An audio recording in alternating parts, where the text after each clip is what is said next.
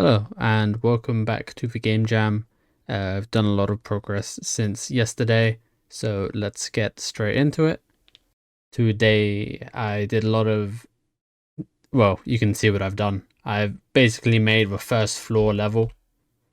It perhaps was a bit ambitious to put 7 floors in, since one of these took me an entire day.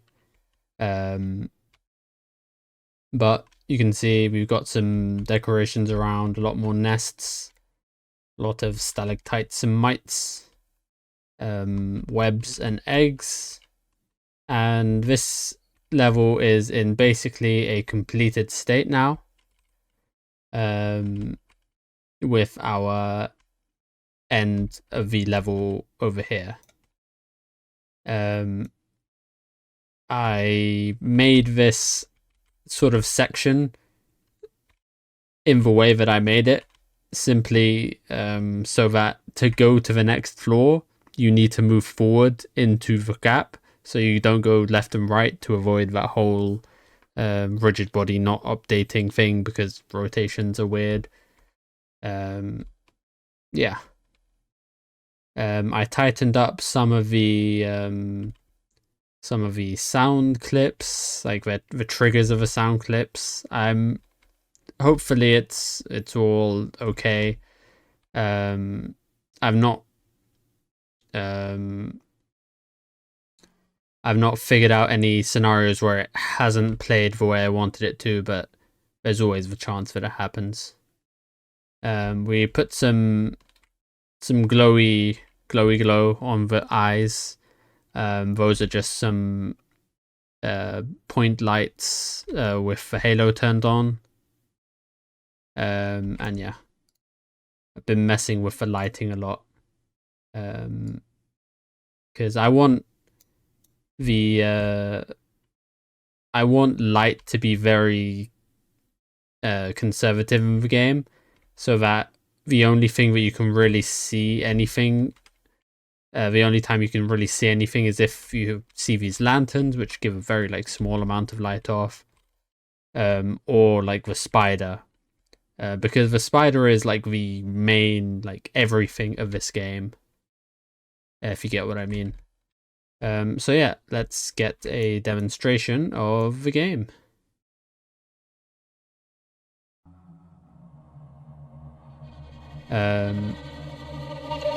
So we step on our egg.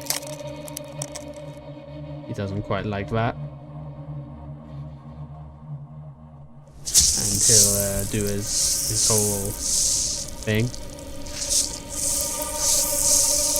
I tried to make as many foreground things to not block your sight, but to make it feel like you're in a cave or something else is looking at you as well. I'm not sure if I like that segment where you can't really see your character, but it's fine. I'm trying to guide the player to certain areas, certain areas that aren't essential. The way forward is to go to this this pillar, but because there's stuff here, the white skull will catch your eye and stuff. Just to encourage the player to go see the stuff that's in the level. It is possible to get through this place, but there's an egg right there, and I'll trigger the guy. And this bit is all webbed up, so we're gonna have to wait until he goes past, and then just slowly crawl through. Another one. Crawl through. Avoid the egg, because that would be almost certain death. And we basically reach the end. What I did. Just give you one demonstration of getting alerted. Why not? It's part of the game.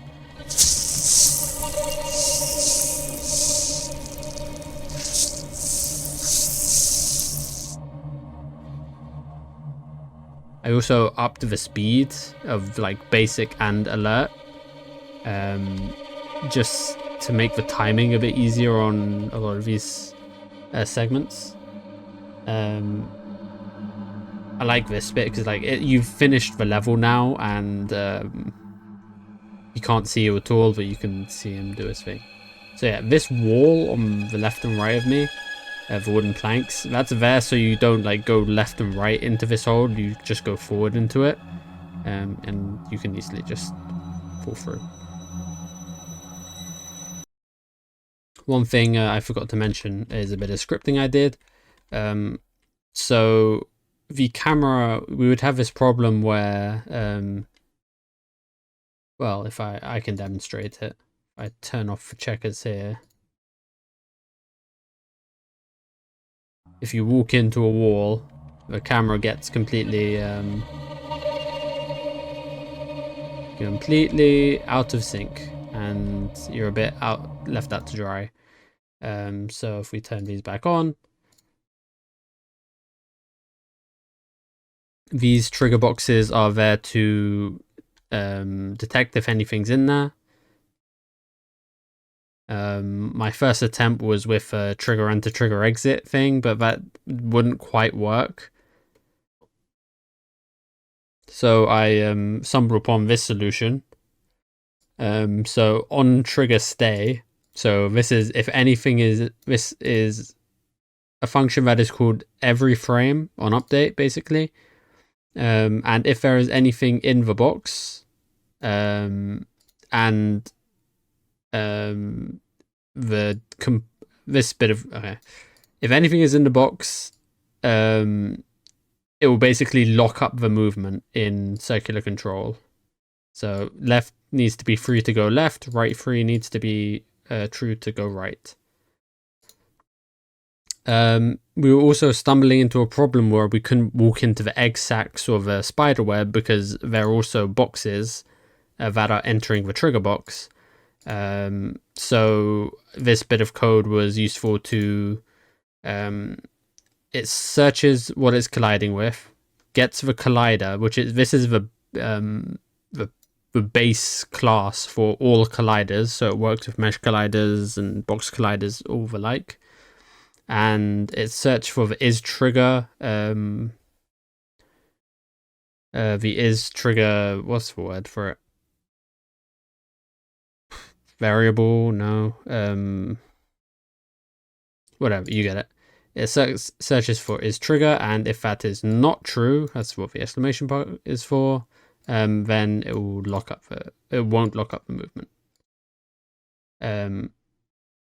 And basically every frame, this will say, it will detect if anything is not happening, anything is not in the box. This on every physics frame, so I think it's every third frame fixed update, it will just make it so you are able to move. So every frame it says, yes, you're free. Unless something else happens, then it will make it false. And this is a good way of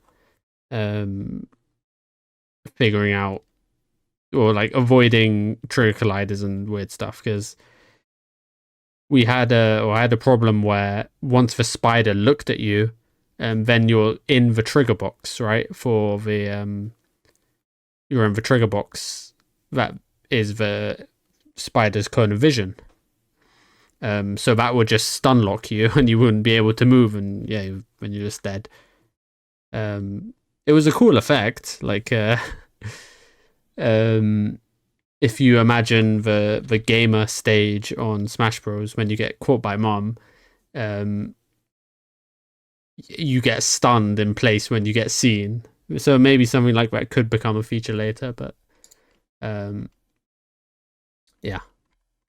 Had to make sure the boxes were okay as well. So we had, I had to make two separate ones. There's probably a way to do this succinctly in one script, but it's two functions, 3 lines each, and why not just make 2 scripts? It's fine. So yeah. that was day 4's progress. Up next is probably making the second level and making the level transitions.